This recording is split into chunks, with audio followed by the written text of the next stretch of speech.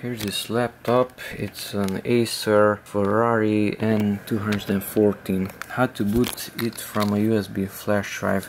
First insert the USB flash drive into a USB port of this laptop. Okay, and then come there and restart it. So restart Windows, power button, and restart. And after this I will use F12 to show the one-time boot menu. So F12 will be pressed. Now press it many times. Okay, and here's the boot menu. The first one is the hard drive, and the second one, that one you can use the arrow keys, arrow up and down.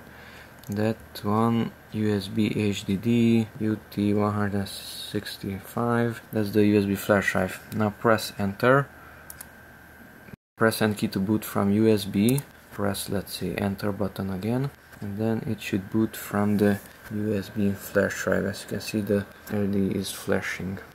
There is Windows 10 installation kit on this USB flash drive. If F12 is not working, then power on the laptop and enter BIOS using the F2 key, and you have to enable it from there. So press power and press F2. Press it many times until it enters BIOS.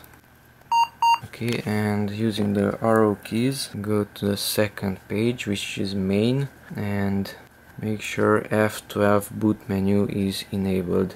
You can press enter on it and set it to enabled. And go to exit and exit saving changes. Yes, and then F12 should work when the flash drive is inserted.